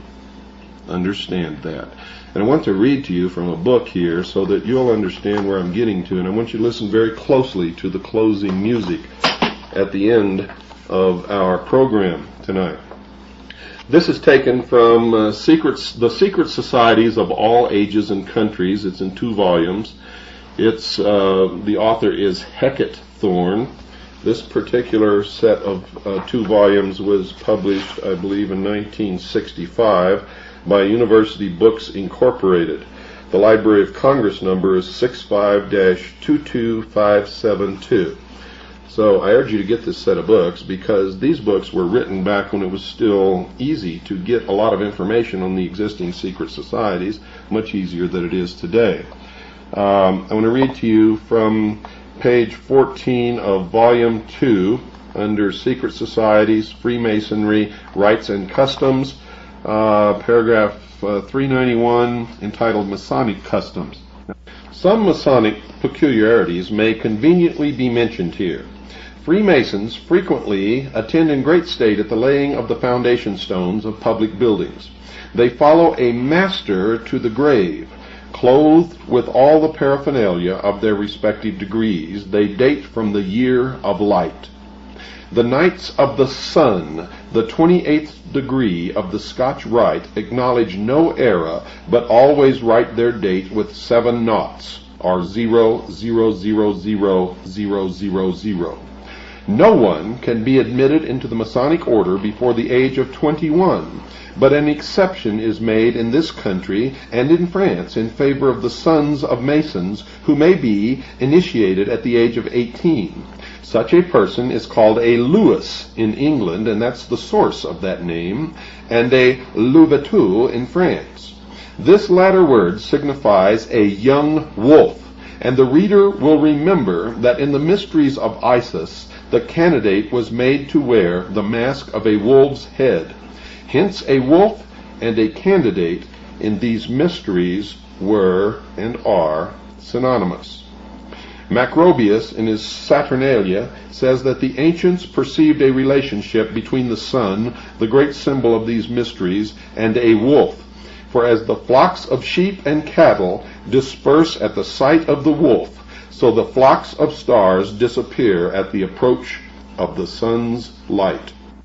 We have seen in the account of the French workmen's unions that the sons of Solomon still call themselves wolves. The adoption of the Louvetou into the lodge takes place with a ceremony resembling that of baptism. The temple is covered with flowers, incense is burnt, and the godfather is enjoined not only to provide for the bodily wants of the newborn member, but also to bring him up in the school of truth and justice. The child receives a new name, generally that of a virtue such as veracity, devotion, beneficence, and the godfather pronounces for him the oath of apprentice, in which degree he is received into the order, which in case he should become an orphan, supports and establishes him in life. Now the key words here, folks, that I want you to remember and pay very close attention to when you hear the closing theme or the music that closes this program tonight is this, and I'm going to quote directly from it. Quote, Macrobius in his Saturnalia says that the ancients perceived a relationship between the sun, the great symbol of those mysteries, and a wolf. For as the flocks of sheep and cattle disperse at the sight of the wolf, so the flocks of stars disappear at the approach of the sun's light. Now remember, in chapter 1 of my book, Silent Weapons for Quiet Wars, there is a quote of these people who have declared a silent, quiet war upon the American people using silent weapons that goes like this. Quote, a nation or world of people who will not use their intelligence are no better than animals who do not have intelligence. Such people are beasts of burden and stakes on the table by choice and consent. Unquote. In other words, cattle. I prefer to call them sheeple, the sheeple of the world. And of course, if they are the wolves, then you are the stakes on the table if you are indeed one of the sheeple. Well, that takes us almost up to the mark. Will, I want to thank you once again, and since this is the last program that we're going to be doing together for quite a while, I'm going to give you the next 30 seconds to tell the people out there, the sheeple, what they should hear. Thank you, Bill. There's only one message for the sheeple of America, and that is, bah. As for my family, I love you. And we're out of time once again. For all of you who have been helping in this great fight, God bless you. For the rest of you, God bless you too. But God help you to wake up in time. And I hope you listen to this closing number. Good night.